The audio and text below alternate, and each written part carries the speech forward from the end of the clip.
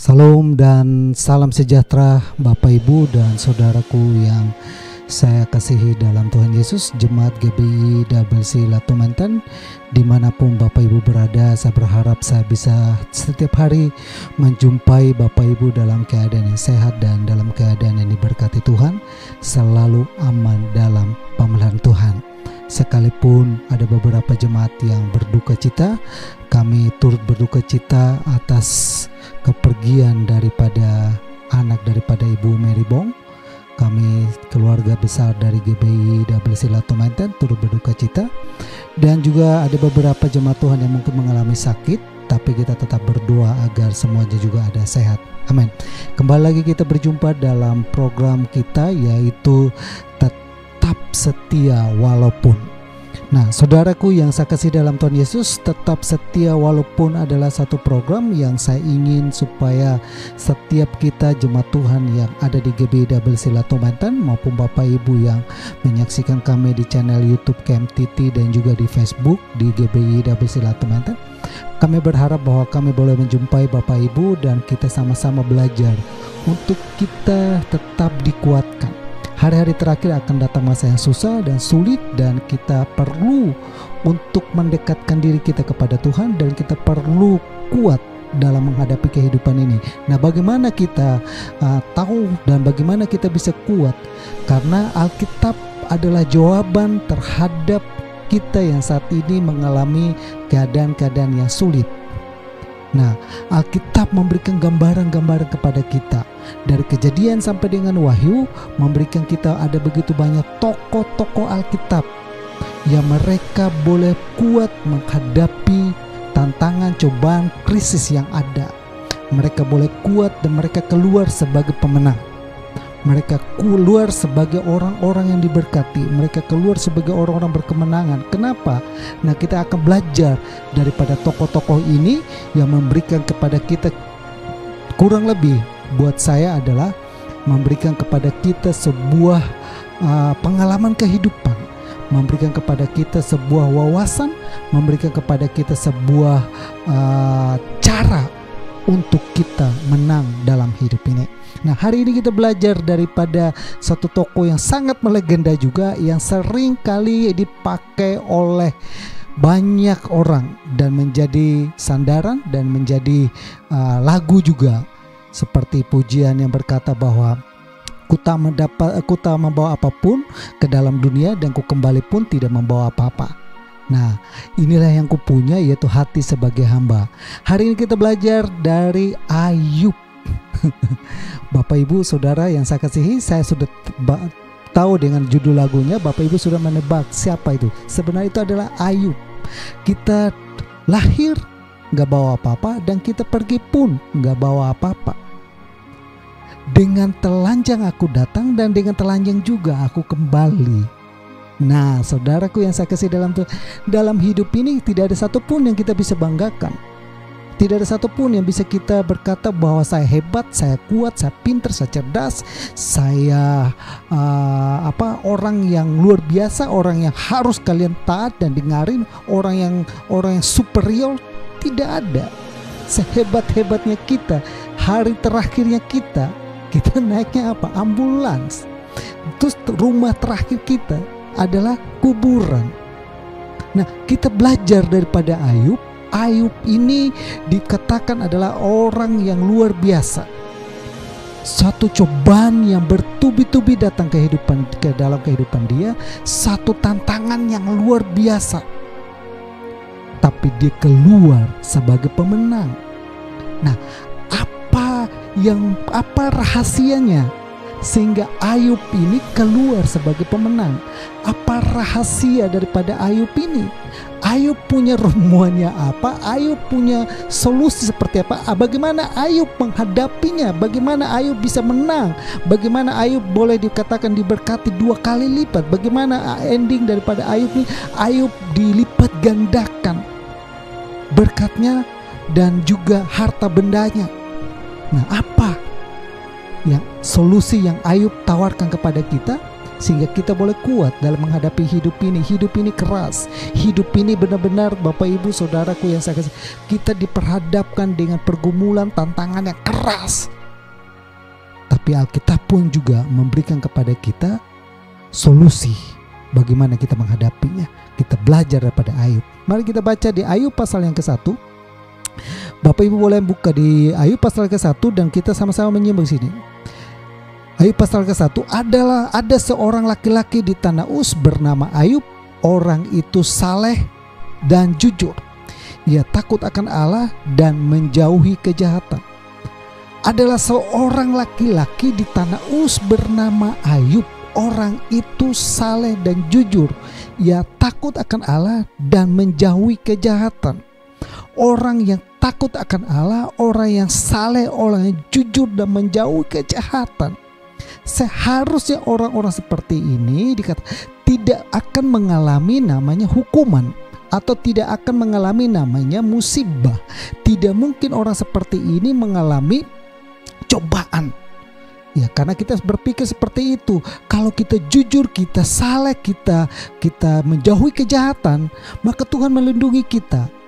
Maka Tuhan memagari kita. Dan benar, saudaraku, Ayub ini dipagari oleh Tuhan. Dari mana, saudara? Di ayat yang kedua, ia mendapat 7 anak. Ia mendapat 7 anak laki-laki dan 3 anak perempuan. Kita bacakan. Ia memiliki 7.000 ekor kambing domba, 3.000 ekor unta, dan seterusnya ya. Saya lewatin ayat-ayat ini supaya kita cepat. Ya. Nih, pada ayat yang ke-6. Pada suatu hari datanglah anak-anak Allah menghadap Tuhan dan diantara juga datanglah iblis. Nah, maka bertanya Tuhan kepada iblis, dari mana engkau? Jawab iblis kepada Tuhan, dari perjalanan mengelilingi dan menjelajahi bumi. Ayat yang ke-8. Lalu bertanya Tuhan kepada iblis, apakah engkau memperhatikan hambaku Ayub? Sebab tiada seorang pun di bumi seperti dia yang demikian saleh dan jujur, yang takut akan Allah dan menjauhi kejahatan. Ini ada terjadi sebuah dialog antara Allah dan iblis. Ayub tidak mengetahui dialog ini. Ayub tidak tahu apa yang sedang dipikirkan oleh iblis dan apa yang sedang dimufakatkan oleh iblis dan Allah untuk sesuatu kepada Ayub. Nah, saudaraku, Allah bertanya kepada iblis, dari mana kamu? Iblis pun dari menjelajahi dan mengelilingi bumi. Kerjanya iblis adalah menjelajahi dan mengelilingi bumi.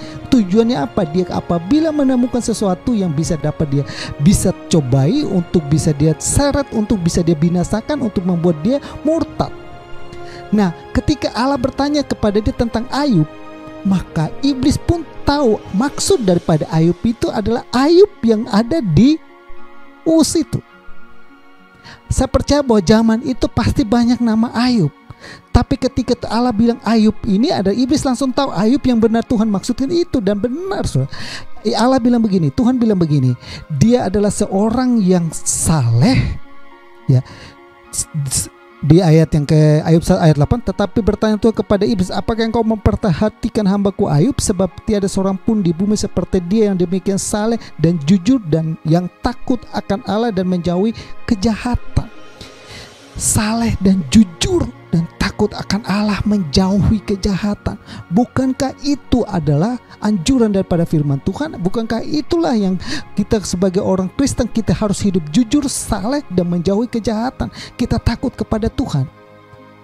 Kalau itu kita lakukan, maka Tuhan akan memagari kita. Maka kita tidak heran, saudaraku yang saksi dalam Tuhan Yesus. Di sini dikatakan ayat yang ke-9. Lalu jawab iblis kepada Tuhan, apakah dengan tidak mendapat apa-apa Ayub takut akan Allah? Bukankah engkau membuat pagar sekeliling dia dan rumahnya serta segala yang dimilikinya? Apa yang dikerjakannya telah diberkati, dan apa yang dimilikinya maka bertambah di negeri itu. Saudaraku yang saya kasih, rahasia ternyata orang kalau takut akan Tuhan, ya, orang menjauhi kejahatan, orang hidup jujur, orang hidup saleh. Maka kita perhatikan di sini. Di sini dikatakan, bukankah engkau yang membuat pagar sekeliling dia? Tuhan membuat pagar sekeliling Ayub, yang rumahnya dia kan, dan apa yang dikerjakannya dibuat Tuhan berhasil.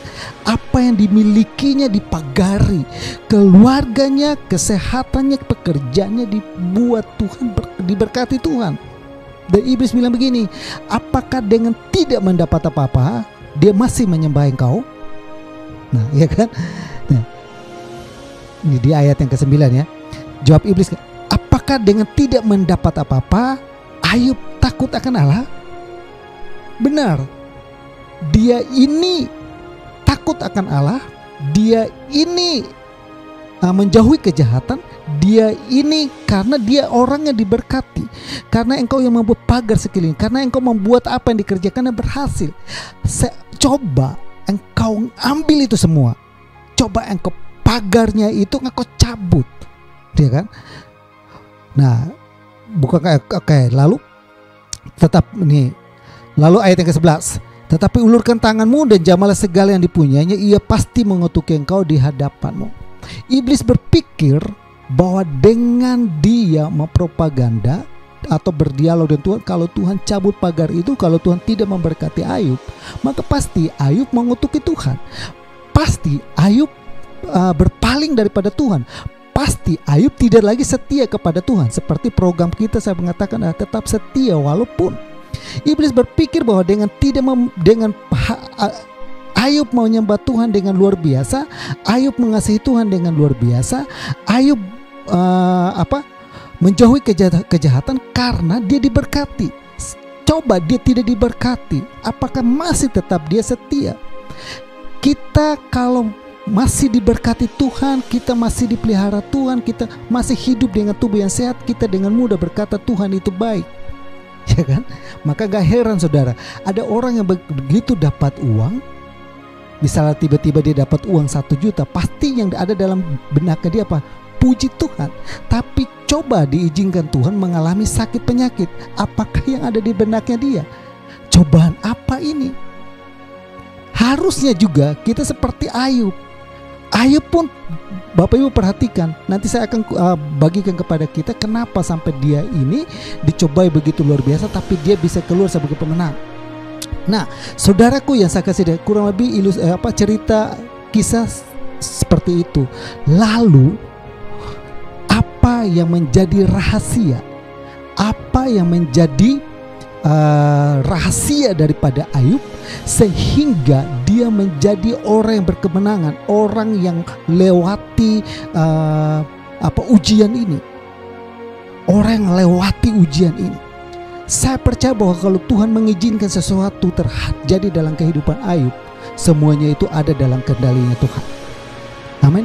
Kalau kita dalam hidup ini, apabila kita mengalami sesuatu yang masalah pergumulan kehidupan kita yang sangat berat, kita kehilangan suami kita kehilangan anak kita, mungkin itu sesuatu yang berat yang membuat kita sangat depresi dan kita sangat cemas dalam hidup ini. Namun kita diingatkan oleh Ayub, kalau Ayub ditolong oleh Tuhan, kita pun ditolong oleh Tuhan. Nah, apa rahasia Ayub ditolong oleh Tuhan? Nah, saya catat ada 3 saudaraku yang saya kasih dalam Tuhan Yesus. Saya catat ada 3 adalah di pasal yang ke-1 ayat yang ke-21 sampai yang dengan ayat yang ke-22. Saya bacakan pasal 1 ayat 21 sampai 22. Ayat 21 berkata demikian. Katanya, dengan telanjang aku keluar dari kandungan ibuku, dengan telanjang juga aku akan kembali ke dalamnya. Tuhan yang memberi, Tuhan yang mengambil, terpujilah nama Tuhan. Ya. Katanya, dengan telanjang aku keluar dari kandungan ibuku, dengan telanjang juga aku akan kembali ke dalamnya. Tuhan yang memberi, Tuhan yang mengambil, terpujilah nama Tuhan. Ayat yang ke-22. Pelan-pelannya ayat 22. Dalam kesemuanya itu Ayub tidak berbuat dosa dan tidak menuduh Allah berbuat yang kurang patut. Bapak, Ibu, dan saudara yang saya kasihi, jemaat Tuhan di GBI Double C Latu Menten maupun yang di channel Camp dan di Facebook, saya berharap bahwa apa ungkapan yang dirasakan oleh Ayub ini juga boleh menjadi bagian kita. Dalam hidup ini Bapak Ibu, ketika kita diberkati, kita dengan mudah berkata Tuhan itu baik. Tapi ketika kita menghadapi menghadapi masalah yang begitu berat. Ayub, saya catat di sini saudara, Ayub kehilangan apa? Ada 3 yang dihilang. Ayub kehilangan harta bendanya. Yang kedua, Ayub kehilangan keluarganya. Dan saat ini nyawanya atau kesehatannya sedang berada dalam ancaman. Ketiga-tiga ini sedang diperhadapkan kepada dia. Dalam sekejap itu semua datang kepada Ayub. Begitu besar badainya itu, begitu besar beratnya, begitu besar tekanan yang diperhadapkan kepada Ayub. Kalau kita berada di posisi Ayub, saya percaya ada sebagian daripada kita pasti sudah mengutuki Allah, pasti sudah menyalahi Tuhan, pasti sudah menyalahi situasi, pasti sudah menyalahi istri, pasti sudah menyalahi keluarga, pasti sudah menyalahi siapapun, pasti ini gara-gara ini gara-gara itu, ini gara-gara ini gara-gara siapa, ini kita sudah mulai menyalahkan siapapun.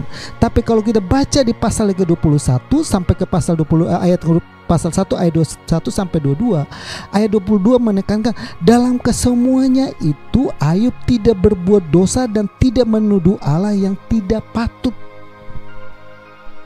Rahasia yang pertama kenapa Ayub begitu tabah dan kuat dalam kehidupan ini.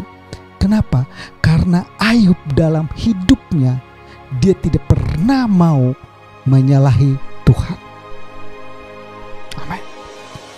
Ayub tidak pernah mempersalahkan Tuhan dalam hal ini. Ujian yang paling besar yang sedang iblis maupun Tuhan izinkan itu terjadi dalam kehidupan Ayub adalah supaya Ayub menyangkal Tuhan. Bukankah itu adalah ujian yang saat ini iblis sedang perhadapkan kepada kita?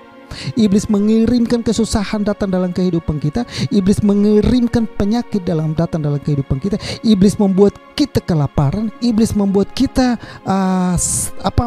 berada dalam tekanan. Iblis membuat kita depresi. Iblis membuat kita stres.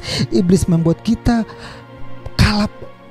kalut. Iblis membuat kita khawatir. Iblis membuat kita cemas. Iblis membuat kita stres. Tujuan dari semua itu adalah satu saudara, supaya kita menyangkal Tuhan.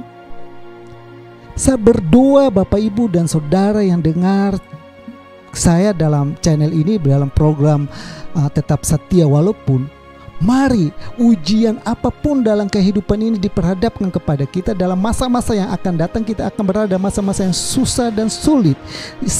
Pesan saya bagi kita, pesan yang disampaikan oleh Ayub kepada kita hari ini adalah jangan pernah kita menyangkal Tuhan dalam sesulit-sulit apapun. Kita tetap setia kepada Tuhan. Amin. Amin ya saudaraku. Ayub tidak pernah keluar dari mulutnya untuk mengutuki Allah, tidak pernah keluar dari mulutnya untuk menyalahi Allah. Dalam semuanya itu Ayub tidak berbuat dosa dan tidak menuduh Allah berbuat yang kurang patut. Ia tidak menyalahi siapa-siapa, ia tidak menyalahi Allah. Kenapa Tuhan izinkan itu semua terjadi? Kenapa Tuhan harus membuat sampai saya harus susah seperti ini? Tidak. Jaga perkataan kita, ucapan bibir kita harus jaga. Apapun yang terjadi, Tuhan yang memberi, Tuhan yang mengambil, terpujilah nama Tuhan. Itu yang pertama. Kunci yang pertama adalah kita dalam hidup ini jangan pernah mau untuk menyangkal Tuhan dalam hal apapun. Dalam situasi yang sulit seperti apapun, kita tetap setia kepada Tuhan. Kita tetap katakan bahwa Tuhan itu baik. Kita tetap berkata bahwa Yesus malole, God is good. Tuhan baik dan sangat baik bagi kita. Kalau dia izinkan semuanya itu terjadi, dia punya tujuan dan maksud yang dimana dia mau adalah memurnikan iman kita, dan kita akan naik satu level, dan dimana level itulah kita tidak bisa diganggu lagi oleh iblis. Amin. Iblis sudah tidak bisa lagi. Tuhan sengaja membuat itu sekejap untuk membuat kita bagaimana kita tetap setia atau tidak. Maka saudaraku yang saya kasih dalam Tuhan Yesus, lewat program ini saya ingatkan kepada kita, mari kita jaga ucapan kita untuk tetap memuji Tuhan, berkata Tuhan itu baik. Yang kedua adalah, saudaraku yang saya kasih dalam Tuhan Yesus, di ayat pasal 14 ayat yang ke-7. Pasal 14 ayat yang ke-7 saya bacakan buat kita semua ya.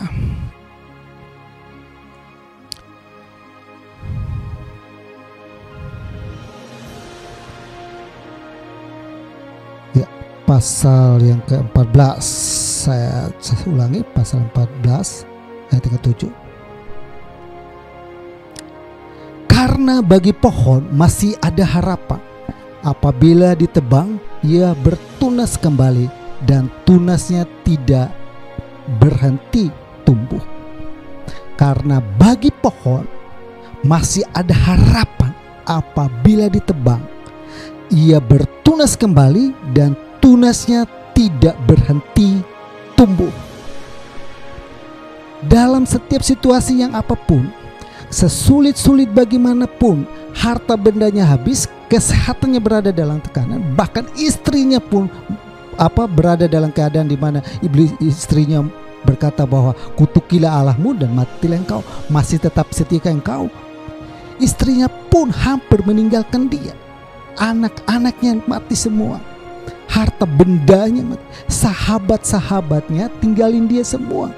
Semua orang mencemooh dia, semua orang memaki dia, menyalahkan dia.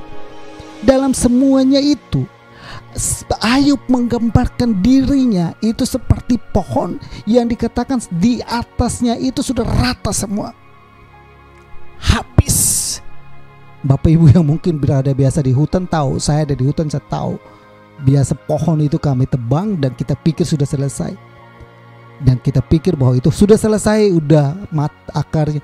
Tapi Bapak Ibu perhatikan, Alkitab bilang, karena bagi pohon masih ada harapan, apabila ditebang ia bertunas kembali. Orang berpikir bahwa sudah selesai, Ayub udah game over, hartanya habis, ya kan? Kesehatannya benar-benar luar biasa, borok semua, gatal luar biasa.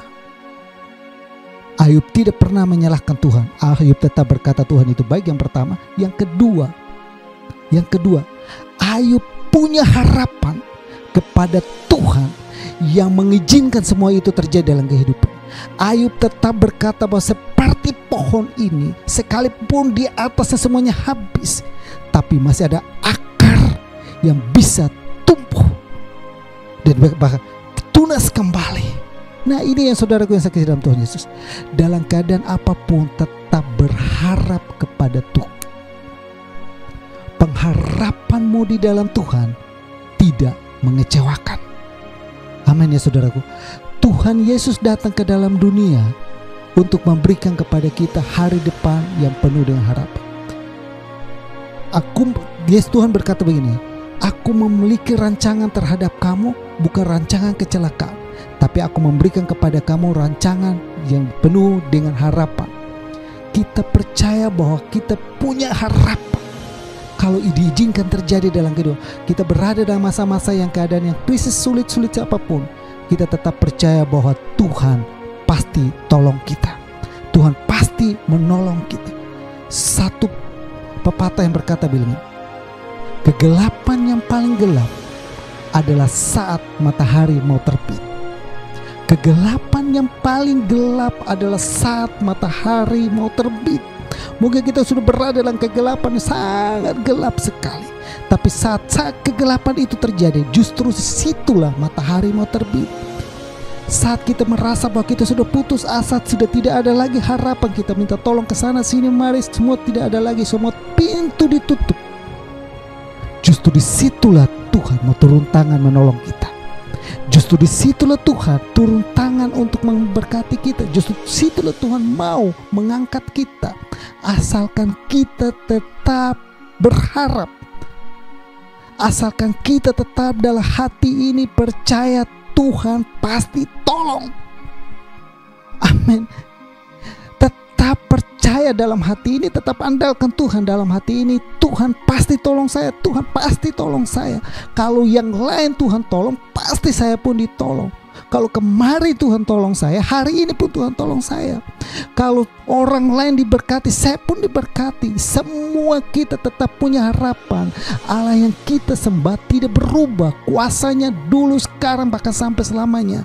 Kalau kita mendengar kesaksian bahwa di dalam Alkitab ada begitu banyak kisah-kisah di Alkitab, Tuhan bagaimana Tuhan menolong Elia, Tuhan menolong janda Sarfat, bagaimana Tuhan juga menolong Rasul Paulus, bagaimana Tuhan juga berada memberi makan 5.000 orang. Itu kisah-kisah mengkisahkan kepada kita bahwa Tuhan yang kita sembah sama kuasanya dulu, sekarang, sampai sekarang, dan apakah sampai selamanya sama. Tetap berharap terus kepada Tuhan, jangan pernah mundur sedetik pun.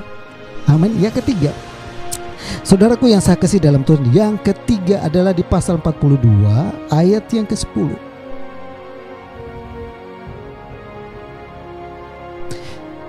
Ya, pasal 42 ayat yang 10. Lalu Tuhan memulihkan keadaan Ayub setelah ia meminta doa untuk sahabat-sahabatnya, dan Tuhan memberikan kepada Ayub 2 kali lipat dari segala kepunyaannya yang dahulu. Saya ulangi, lalu Tuhan memulihkan keadaan Ayub setelah ia meminta doa untuk sahabat-sahabatnya, dan Tuhan memberikan kepada Ayub 2 kali lipat dari segala kepunyaannya yang dahulu.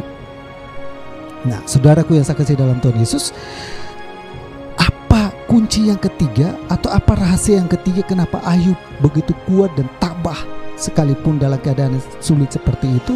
Yang ketiga adalah Ayub melepaskan pengampunan bagi orang yang menyakiti dia, bagi orang yang telah mengucapkan kata-kata yang kurang baik terhadap dia, bagi orang yang melihat dia, bagi orang yang mungkin merasa bahwa dia sudah game over. Ayub melepaskan pengampunan. Ayub tidak ada dendam sedetik pun. Ayub tidak kecewa dengan siapapun. Ayub tidak kecewa dengan Tuhan. Ayub tidak kecewa dengan sahabat-sahabatnya yang meninggalkan dia. Ayub melepaskan pengampunan, tetap berdoa buat mereka. Bagaimana engkau bisa kuat dalam kehidupan ini adalah engkau tetap mau melepaskan pengampunan bagi siapapun yang menyakiti engkau, bagi siapapun yang melukai engkau, bagi siapapun yang mengutuki engkau. Tetap mendoakan dan melepaskan pengampunan. Itu kunci bagaimana kita menang dalam kehidupan ini, bagaimana kita kuat dalam kehidupan ini, bagaimana kita diberkati 2 kali lipat dalam kehidupan ini. Melepaskan pengampunan, mengampuni orang yang menyakiti kita, mengampuni suami kita yang melukai kita, mengampuni istri kita yang melukai kita, mengampuni mertua kita, mengampuni mantu kita, mengampuni siapapun, mengampuni musuh kita sekalipun. Itu kita harus lepaskan pengampunan. Kenapa? Karena Allah merencanakan kita untuk mau diberkati, dipulihkan 2 kali lipat. Kita mau dijadikan pemenang dalam hidup ini. Kita mau dijadikan orang yang luar biasa dalam kehidupan ini. Kita mau jadi orang lebih dari pemenang dalam hidup ini. Maka Tuhan mau supaya kita lepaskan pengampunan. Amin. Sanggup atau tidak sanggup, ini bukan masalah pilihan, tapi ini masalah adalah kita diharuskan untuk mengampuni. Gak gampang, saya tahu gak gampang. Tapi kita tetap berdoa dan berusaha. Step by step kita akan lakukan, dan kita akan melihat mujizat terjadi dalam kehidupan kita. Kita akan berdoa.